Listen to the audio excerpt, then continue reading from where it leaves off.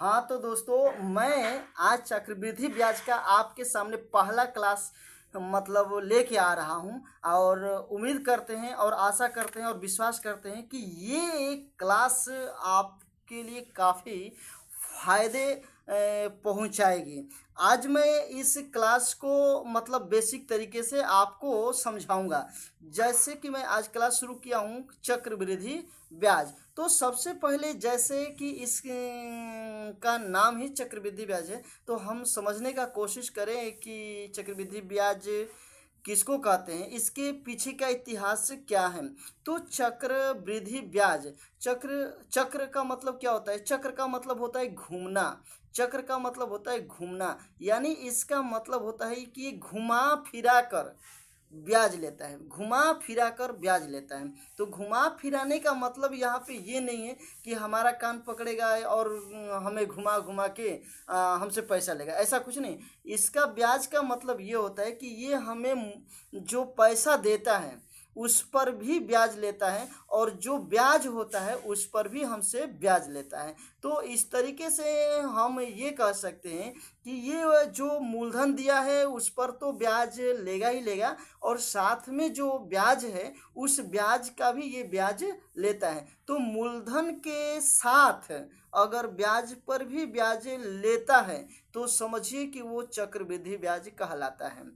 ठीक है। जबकि मैं आपको स्पष्ट कर दूं, जबकि साधारण ब्याज क्या होता है कि केवल मूलधन पर ही ब्याज लिया जाता है, ना कि ब्याज पर ब्याज लिया जाता है। तो इन दोनों स्थितियों में आपको तय करना होता है कि किसी से अगर कोई पैसा लेना हो तो पूछ लीजिए कि आप हमको साधारण ब्याज पे दे रहे हैं कि चक्रवृद्धि ब्याज पे दे रहे हैं। अगर साधारण ब्याज पे देता है तो मैं आपको निर्देश दूंगा तो आप उसे ले लीजिए, और नहीं अगर चक्रवृद्धि ब्याज पे देता है तो आप उसे मत लीजिए। क्यों? क्योंकि मूलधन पे ब्याज लेगा और ब्याज पर भी ब्याज लेगा, इस वजह से आपको महंगा पड़ जाएगा। लेकिन साधारण ब्याज केवल आपको मूलधन पे ही देना पड़ेगा, ये आपको सस्ता पड़ जाएगा। अब देखिए, इसमें कुछ शब्द प्रयोग में लाए जाते हैं। जैसे पी प्रयोग में लाया जाता है, तो पी जो होता है ये मूलधन के लिए प्रयोग में लाया जाता है, और ए जो होता है ये मिश्रधन के लिए प्रयोग में लाया जाता है, और टी जो होता है वो समय के लिए प्रयोग में लाया जाता है। कहीं कहीं टी का भी प्रयोग करता है, और कहीं कहीं आपको ये एन का भी प्रयोग देखने को मिल जाता है। अब देखिए, चक्रवृद्धि ब्याज में जो दर होता है उसको हम आर से प्रदर्शित करते हैं।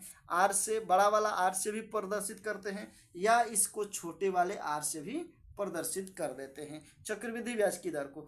अगर चक्रवृद्धि ब्याज में चक्रवृद्धि मिश्रधन का डायरेक्ट फार्मूला अगर याद करना है तो आप याद रखिए कि ए बराबर होता है पी, और कोष्ट में 1+r/100, और उसके ऊपर टी या एन का गुणा कर देते हैं, तो इससे चक्रवृद्धि मिश्रधन आ जाता है। और इसी चक्रवृद्धि मिश्रधन आ गया ये।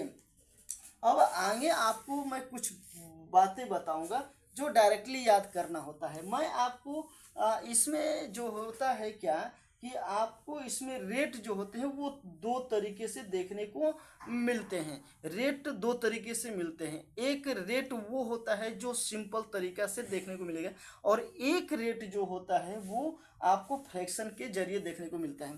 तो यहाँ पे आपको हम बता दें कि इसमें जो रेट होते हैं, रेट यानी जो दर होता है, ये दो प्रकार के होते हैं।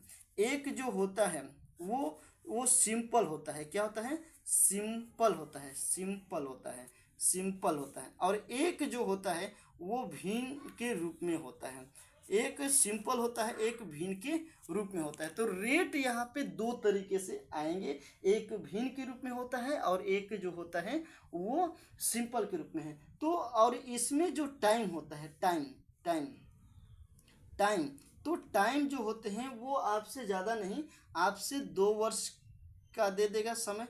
समय या तो 2 वर्ष का देगा, या तो समय आपको 3 वर्ष का देगा, या तो समय आपको 4 वर्ष का देगा। ये समय यही तीन, इससे ज़्यादा आपको समय नहीं देता है, इतना ही दे सकता है। और ज़्यादा देगा तो समय 4 वर्ष, ये बहुत पर्याप्त हो जाता है।